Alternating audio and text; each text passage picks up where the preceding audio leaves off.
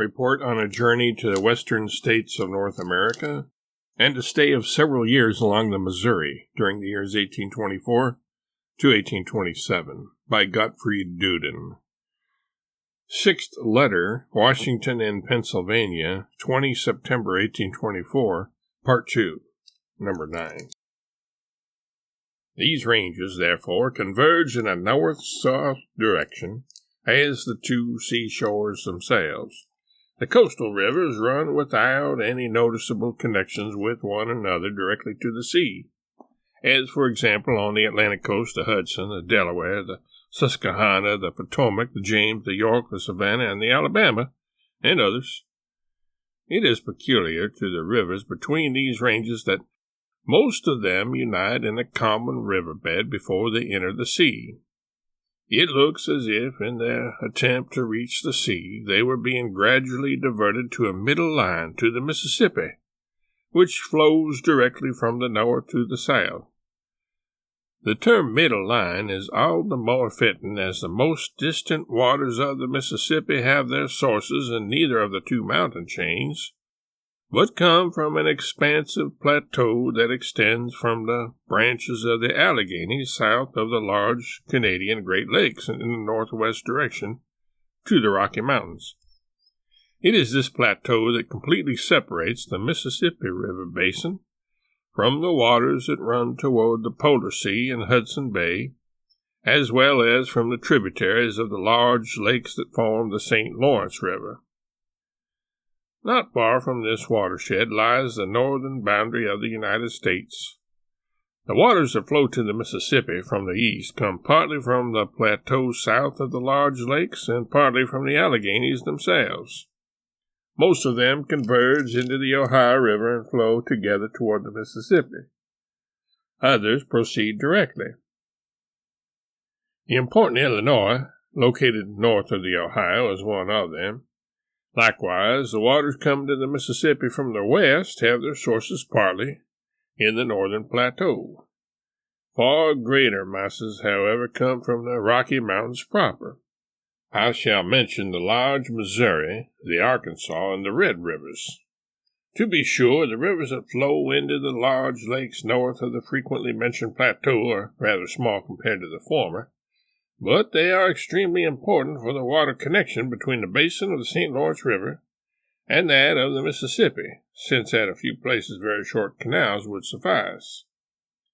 With this introduction, let me now tell you about the Allegheny Mountains in particular. The mountains, beginning with the hills south of the St. Lawrence River in Lower Canada and the state of New York, run at first in a southwest direction and then directly west and are known by the general name Allegheny Appalachian. They can be divided into two main chains. The chain farther to the east is called the Alleghenies in the narrower sense.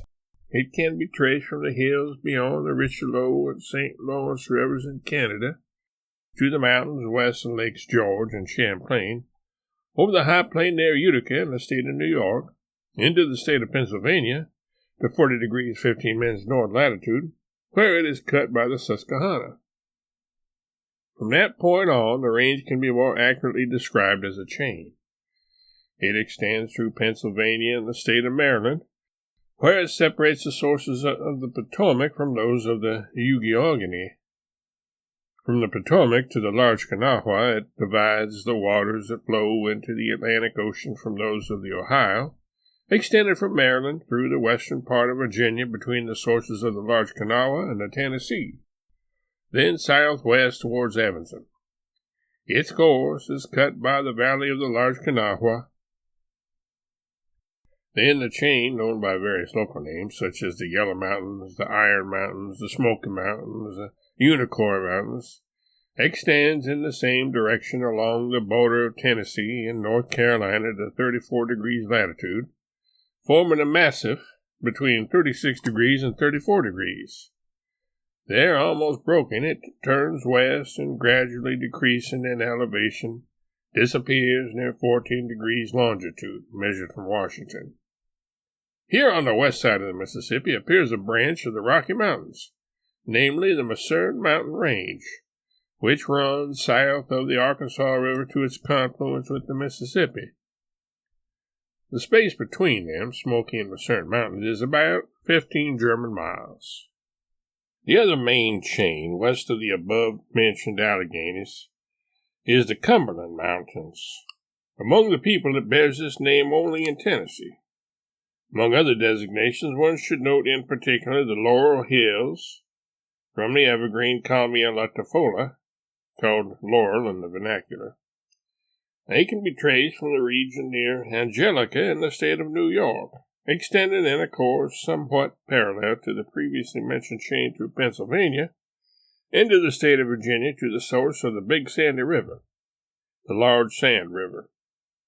From here they run in a more westerly direction about 100 English miles, along the border of Virginia and Kentucky, and then into the state of Tennessee between the sources of the Cumberland and the Clinch Rivers, then due west along the north side of 36° latitude to the sources of the Emory, a small tributary of the Clinch in Overton County.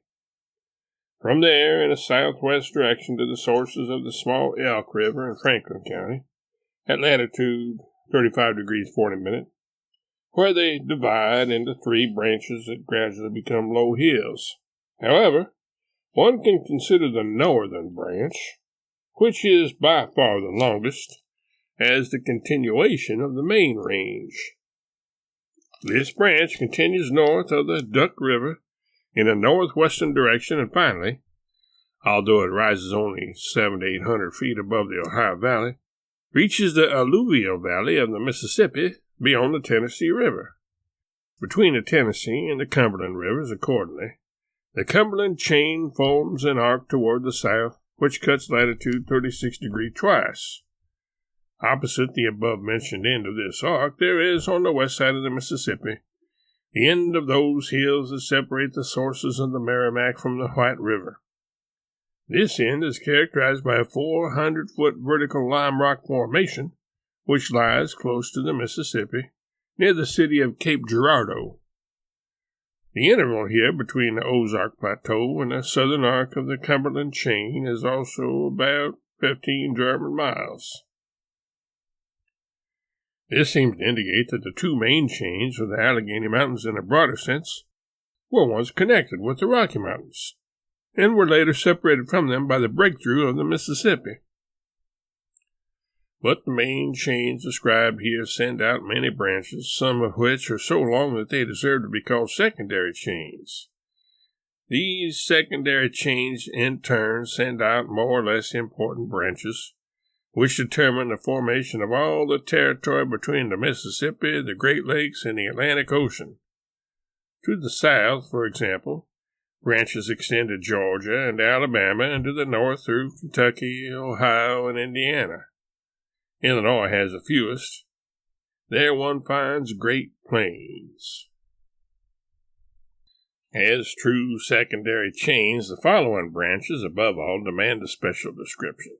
First, a range of hills extends from the west side of the Cumberland Mountains, which, to be sure, is far lower than the main range, but of great importance in the formation of the Western Territory. This range begins near the small Elk River, a branch of the large Kanawha, and the source of the Monongahela, and extends to the north between the waters of the Monongahela and the Ohio into the state of Pennsylvania, past Waynesboro and Washington, and about 5 miles below Pittsburgh to the Ohio River. Then on the other side, between the waters of the Allegheny River and the Big Beaver, to the southeast shores of Lake Erie. Second, just as the Cumberland Mountains have a long secondary range in the west, the Allegheny Mountains proper have 2 still longer ones in the east. Both emerge in North Carolina from the main chain, but diverge from it by more than 50 English miles and run in almost a parallel direction toward the northeast through Virginia, Maryland, Pennsylvania, and New York to the Hudson River, where they disappear.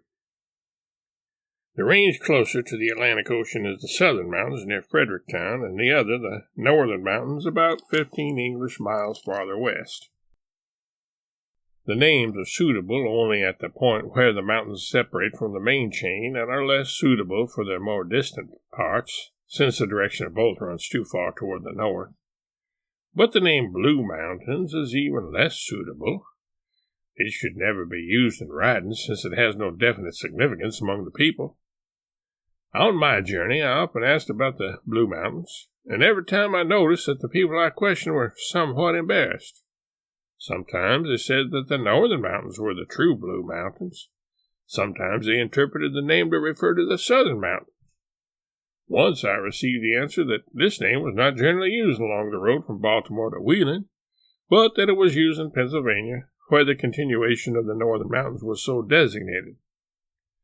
Therefore, the confusion of terms and publication should not cause any surprise. The American Warden, in his account of the United States, Edinburgh, 1819, considers both ranges, the northern and the southern mountains, as one range, which he declares to be one of the two chains of the Alleghenies, and calls it the Blue Mountains. In the biography of Washington by John Marshall, the first range, the southern mountains, is called the Blue Ridge. Bulow, the Free State of North America, Berlin, 1797, gives this name to the second range, the northern mountains. Volney, in his well-known work about the United States, designates the first range as such. Whoever is more interested in distinguishing between the objects themselves than in the name should keep the following in mind. The first range is cut by the Potomac about 2 miles below the mouth of the Shenandoah. The second range, the northern mountains, about 18 miles above it, farther west. The first range runs between Fredericktown and the more western Bunsburg, through Maryland, and between Lancaster and Harrisburg, which is further to the west through Pennsylvania. Below Harrisburg, it is cut by the Susquehanna. Below Reading, it passes through the Schuylkill, and below Easton through the Delaware into the state of New Jersey. The second range runs west of Boonesboro and Hagerstown through Maryland, and west of Chambersburg, Carlisle, Harrisburg, and Easton through Pennsylvania to the Hudson River. Above Harrisburg, 8 English miles, it is cut by the Susquehanna, and above Easton by the Delaware. Whoever bears this in mind will not be confused by the names of the individual sections. Thus, for instance, the Lehigh Hills, the Flying Hills, and the Oda Hills are only parts of the first range in the state of Pennsylvania. The Kittatinny Hills belong to the second. Whoever travels from Baltimore or Philadelphia to the Ohio, below Pittsburgh, will therefore, according to the above account, run into 5 mountain ranges extending from north to southwest. Between these ranges are extensive valleys, which are partly level and partly rolling country, and now and then one sees hills of considerable size. The mountains are all covered from bottom to top with dense forests, and from the highway to Wheeling, no summit can be seen that is higher than 3,000 feet.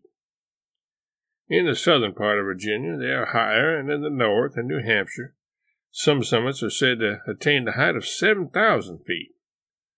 But even the lower, secondary ranges, whose average height is about 1,500 feet, make an impressive appearance because they are very steep. Since they are not wide, they separate the various valleys like gigantic ramparts. The valleys are well cultivated and covered with farms which, in artistic alternation with small woods and individual groups of trees, form a charming wreath around a number of blooming little towns. On the mountains, agricultural settlements are fewer. Nevertheless, no traveler will say that the highway from Baltimore to Wheeling leads through a wilderness. Along the entire way, there are excellent inns at intervals of less than 6 English miles. After this geographic digression, I shall continue my account of the trip.